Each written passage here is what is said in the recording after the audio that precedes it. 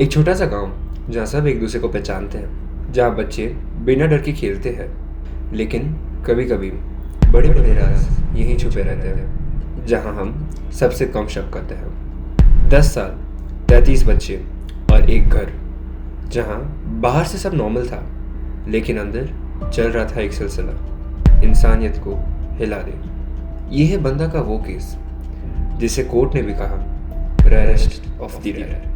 Part 1, the background. ये कहानी है उत्तर प्रदेश के एक गांव बंदा की। ये एरिया बुंदेलखंड रीजन का हिस्सा है, जहाँ के लोग आज भी इकोनॉमिकल स्ट्रगल फेस करते हैं। यहाँ एक स्ट्रॉन्ग कम्युनिटी कल्चर होता है, लोग एक दूसरे पर ट्रस्ट करते हैं, लेकिन कभी कभी यही ट्रस्ट सबसे बड़ा रिस्क बन जाता है। इसी शहर में रहते थे राम भवन, एक जूनियर इंजीनियर, और उनकी वाइफ दुर्गावती, एक normal middle class couple, respectable image और स्टेबल लाइफ। इंडियन सोसाइटी में गवर्नमेंट जॉब का मतलब क्रेडिबिलिटी होता है, और एक मैरिड कपल का मतलब होता है सेफ्टी। शायद इसी रीज़न की वजह से कभी भी उन पर शक नहीं किया गया, लेकिन रियलिटी बिल्कुल अलग थी। Chapter 2, the hidden pattern. ये कोई एक बार का इंसिडेंट नहीं था, ये एक पैटर्न था जो लगभग 10 साल से चल रहा था। टारगेट कौन थे? छोटे बच्चे, ज़्यादातर गरीब या इकोनॉमिकली वीकर फैमिलीज से, क्योंकि वल्नरेबिलिटी ज़्यादा थी और रेजिस्टेंस कम। शुरुआत ट्रस्ट से होती थी। चॉकलेट लोगे, टीवी देखोगे, फ़ोन पे गेम खेलोगे। धीरे धीरे बच्चे कंफर्टेबल हो रहे थे, उन्हें लगता कि ये एक सेफ जगह है। लेकिन इसी ट्रस्ट के बाद सिचुएशन चेंज हो जाती थी। रिपोर्ट्स के अकॉर्डिंग बच्चों को घर के अंदर आइसोलेट किया जा रहा था, उनके साथ सेक्सुअल अब्यूज़ किया जा रहा था, और सबसे डिस्टर्बिंग बात, ये सब रिकॉर्ड हो रहा था। कैमरा सिर्फ रिकॉर्ड नहीं कर रहे थे, वो एक कंट्रोल का वेपन बन गया था। बाद में बच्चों को धमकाया जाता, ये कह के कि अगर उन्होंने किसी को भी बताया तो ये वीडियो वायरल हो जाएगा। इस वजह से बच्चों में डेवलप हुआ fear, shame and confusion.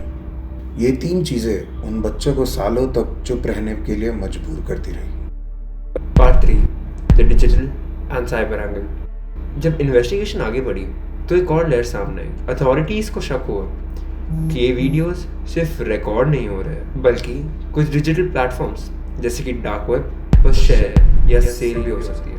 Investigators ने डिजिटल डिवाइसेस एग्जामिन किए, फोन्स, हार्ड ड्राइव्स और स्टोरेज डिवाइसेस।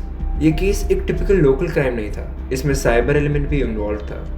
ये भी पॉसिबिलिटी इन्वेस्टिगेट की गई कि ये इलीगल कंटेंट कहीं इंटरनेट के हिडन नेटवर्क तक पहुंच रहा है। ये समझना बहुत ज़रूरी है कि टेक्नोलॉजी डेंजरस नहीं होती, लेकिन जब उसका मिसयूज़ किया जाता है तो क्राइम मल्टीप्लाई होते जाता है। Chapter 4, silence and system failure. सबसे बड़ा सवाल, 10 साल तक किसी को पता क्यों नहीं चला? आंसर अनकंफर्टेबल है।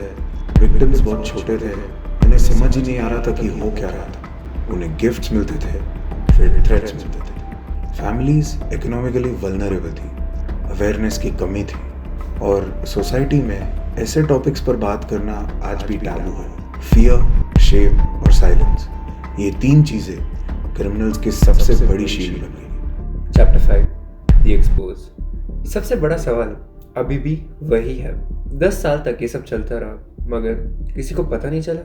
हर पैटर्न का एक फ्लॉ होता है, और यहाँ भी हुआ। रिपोर्ट्स के अकॉर्डिंग इस केस का सबसे पहला और स्ट्रॉन्ग लीड डिजिटल सर्विलेंस के थ्रू मिला। Cyber monitoring units regularly internet पर सर्कुलेट हो रहे इलीगल कंटेंट को ट्रैक कर रही थी। इसी प्रोसेस में कुछ सस्पिशियस फाइल्स डिटेक्ट हुई। ये फाइल्स रैंडम नहीं थी, उनमें एक पैटर्न था। Same type of setting, similar background और रिपीटेड एनवायरनमेंट। इन्वेस्टिगेटर्स को लगा कि ये एक ऑर्गेनाइज्ड सोर्स से आ रहा है।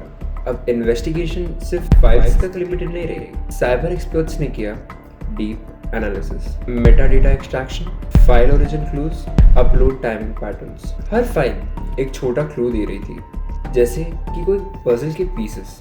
धीरे धीरे एक चीज़ क्लियर होने लगी, ये कंटेंट अलग अलग जगह का नहीं था, बल्कि एक ही लोकेशन से बार बार जनरेट हो रहा था। अगला स्टेप साइबर सिक्योरिटी का था कि आईपी एड्रेस ट्रैक डाउन करें। अथॉरिटीज़ ने यूज़ किया IP address tracking, network logs और डिवाइस फिंगरप्रिंटिंग। ये प्रोसेस इंस्टेंट नहीं होता, इसमें टाइम लगता है, मल्टीपल वेरिफिकेशंस भी होता है, लेकिन धीरे धीरे एक लोकेशन रिपीटेडली सामने आ रहा था, बंदा गांव, उत्तर प्रदेश। अब केस साइबर से ग्राउंड पर शिफ्ट हो गई।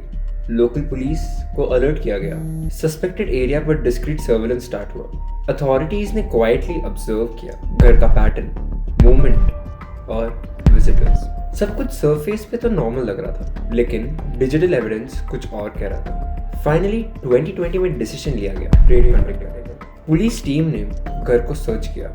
ये एक रूटीन चेक नहीं था, ये एक टारगेटेड ऑपरेशन था। घर के अंदर से मल्टीपल डिवाइसेस रिकवर हुए, जैसे mobile phones, digital records. Devices को तुरंत फॉरेंसिक एनालिसिस के लिए भेजा गया। जब डेटा एग्जामिन हुआ, तब जो सामने आया वो बहुत शॉक। इन्वेस्टिगेटर्स को मिले मल्टीपल रिकॉर्डेड वीडियोस जो कंफर्म करते हैं ये एक आइसोलेटेड केस नहीं, बल्कि सालों से चलता आ रहा एक रिपीटेड पैटर्न था। इसके बाद पुलिस ने आइडेंटिफाई किया पोटेंशियल विक्टिम्स। फैमिली से बात की गई।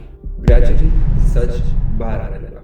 जो बच्चे डर की वजह से चुप थे, अब धीरे धीरे उन्होंने बताना शुरू किया। इसी मूवमेंट पर एक डेकेड पुराना साइकिल ब्रेक हुआ। एक ऐसा सिस्टम जो फियर और साइलेंस पे चला आ रहा था, वो फाइनली एक्सपोज हो गया। Chapter 6 trial and judgment. Case गया पॉक्सो कोर्ट में। यहाँ दो चीज़ सबसे ज़्यादा स्ट्रॉन्ग थी, विक्टिम्स की टेस्टिमनीज और डिजिटल फोरेंसिक एविडेंस। कोर्ट ने ऑब्जर्व किया कि ये क्राइम प्लान था, रिपीटेड था और बहुत लंबे समय तक चला। जजमेंट आया डेथ पेनल्टी।